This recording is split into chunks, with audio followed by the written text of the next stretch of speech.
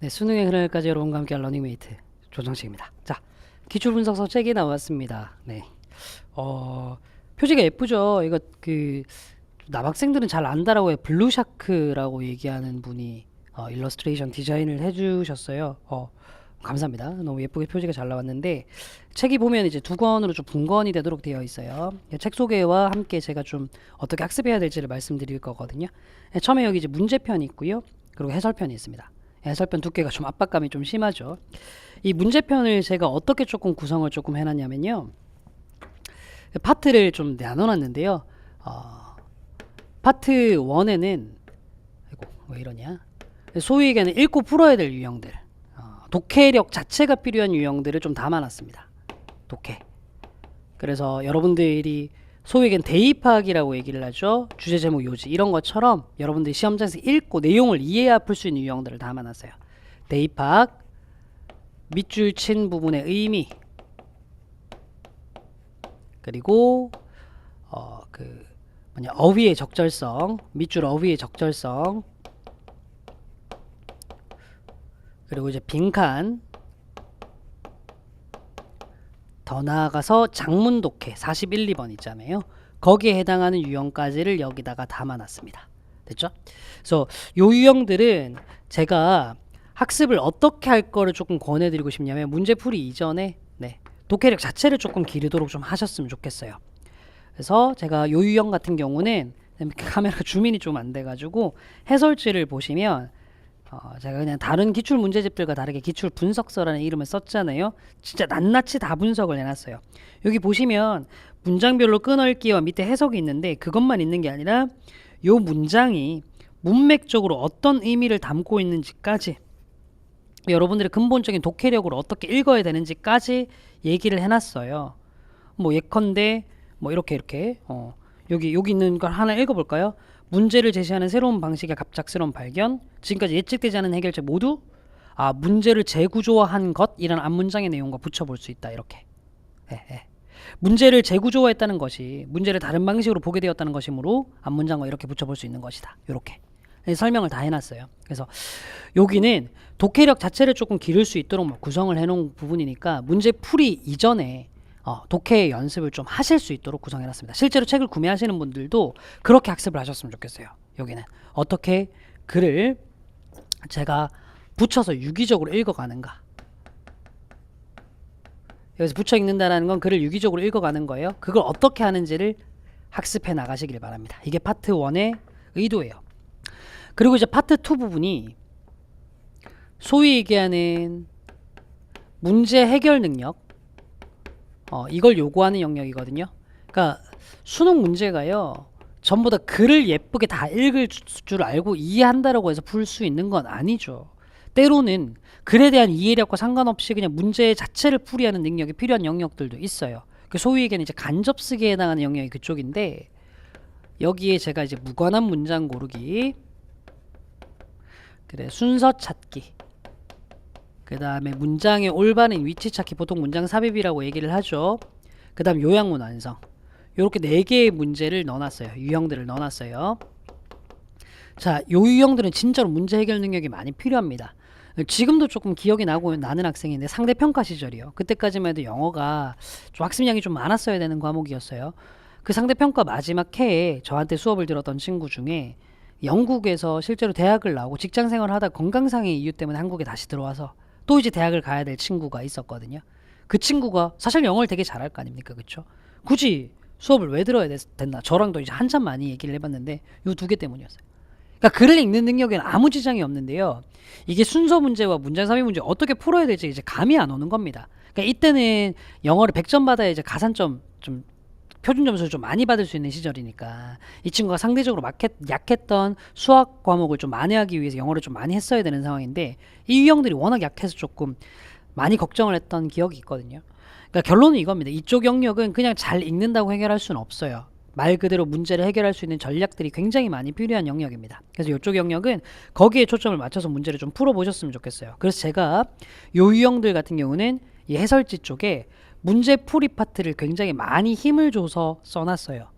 모든 걸 일관된 틀로 첫 순서가 될 수 없는 걸 지우고 그 다음에 그 이후에는 확실한 것들부터 확인해가고 이런 식으로 일관된 틀로 좀 문제를 좀 풀어놨으니까 여기는 자 공부를 하실 때 문제 해결 능력 일관된 풀이법 여기에 초점을 맞춰서 공부를 하셨으면 좋겠어요. 그러니까 간혹 가다가 여기 파트는요 그래서 글의 내용이 뭐냐 라는 느낌이 들 수도 있거든요. 중요하지 않습니다. 풀이법 자체가 중요합니다. 즉 글의 내용 이해가 포인트는 아닌 영역이에요. 그래서 여러분들 학습하실 때도 거기에 초점을 맞춰서 학습을 해 주셨으면 좋겠습니다. 됐나요? 그리고 이제 파트 3가요. 어법이에요. 어법. 뭐 사실은 어법성 판단에 해당하는 건 진짜 어법 문제만 제가 넣어놨는데 좀 절대평가가 들어오고 난 다음에 여기가 참 애매하죠. 문법을 어느 정도 범위까지 어떻게 공부를 해야 되느냐. 왜냐하면 영어 문법이라는 게 범위가 되게 방대하잖아요. 그리고 그 방대한 범위를 다 공부하려고 하니까 막 다른 과목도 해야 되고 막 치이는 게 너무 많다는 거예요. 그래서 저는 이제 포인트는 여기서 딴 건 없어요. 최근 3년간 절대평가가 도입되고 난 다음 3년간에 기출됐던 어법 정도는 보고 가자. 라는 취지에서 해놨고요. 여기는 포인트를 어디다가 두셔야 되냐면 어법 문제는 밑줄을 쳐서 문제가 나오잖아요. 밑줄의 의도를 파악하는 데 초점을 좀 두셨으면 좋겠어요. 그래서 뒤에 해설지를 보면 제가 이제 어법은 해설을 전부 다 이런 식으로 적어놨습니다. 동사의 밑줄은 무엇을 묻는 문제이므로 이러이러하게 풀어야 된다라고.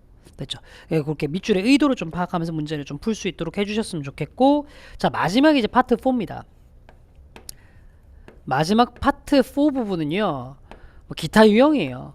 왜 제가 기타 유형이라고 해놨는지 보면 아실 겁니다. 글의 목적을 물어보는 문제, 필자의 분위기나 심경 변화를 물어보는 문제, 그 다음 필자의 주장을 물어보는 문제, 그 다음 도표 문제, 그 다음에 내용 불일치를 묻는 문제, 실용문, 안내문 나오는 거 있잖아요. 실용문 문제, 그 다음에 제일 뒤에 나오는 복합장문이라고 하죠. 복합장문 43에서 45번에 해당하는 문제, 여기에 해당하는 문제거든요. 평균적으로 여기는 전부 다 정답률이 거의 80% 혹은 그 이상이 육박하는 문제들이에요. 시험장에서 여러분들이 이 문제를 풀 때 막 문제를 틀리거나 하는데 조바심을 느낄 만한 유형은 아니라는 겁니다. 좀 빠르게 치고 나가는 게 되게 중요한 거라서 이 유형은 어떻게 하면 빠르게 풀 수 있는지, 됐지? 빠르게 풀 수 있는 방법에 초점을 맞춰서 해설을 적어놨어요. 그러니까 이 유형 공부하실 때는 빠른 풀이법에 초점을 맞춰서 봐주시면 될 것 같아요. 자, 책의 파트별 구성 그리고 거기에 파트에 따른 학습법을 조금 말씀을 좀 드렸어요. 근데 이제 요것만으로 책에 대한 소개가 끝나느냐? 그렇진 않습니다. 조금만 얘기를 좀 더 할게요. 자, 모든 파트 막론하고, 자, 파트 4 제외. 여긴 좀 너무 쉬운 유형이니까 모든 파트를 막론하고 요 모든 파트들에는 제가 무엇을 해놨냐면 첫 번째 이제 문제편에다가 오케이 트렌드 분석을 조금 해놨어요. 최신 트렌드들이 이렇게 경향성이 이렇게 나오고 있고 이 경향성이 앞으로도 이렇게 발전해갈 가능성이 높다라는 트렌드 분석을 조금 해놓고, 자 그 다음에 이제 해설을 보면요, 오케이 모든 문장 구조 분석을 다 해놨습니다. 여기서 문장의 구조 분석을 해놨다는 건 여기가 주어고 여기가 동사고 그게 아니라 어떤 단위로 문장을 끊어 읽어야 될지, 그리고 왜 그렇게 끊어야 되는지에 대한 설명까지 다 해놨어요.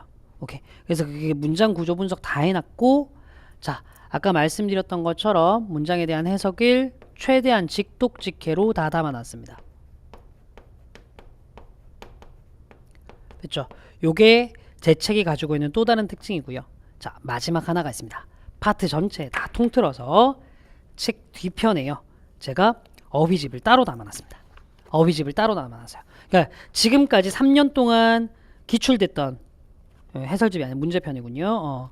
3년 동안 기출됐던 모든 문제의 어휘들, 기출 어휘들 이렇게 어휘집을 다 따로 담아놨어요. 보이시죠?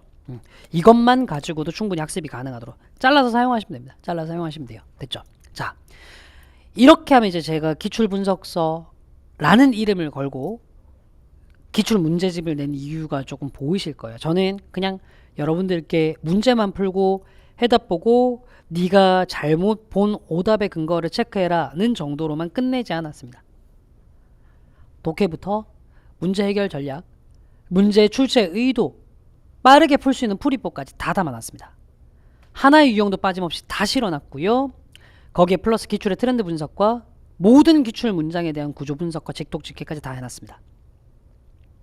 됐죠? 거기에 플러스 알파 아까 말씀드렸던 것처럼 어휘까지도 다 담아놨고요. 자, 부디 정말로 이 책으로 여러분도 좀 수능에서 많은 도움을 좀 받으셨으면 좋겠어요.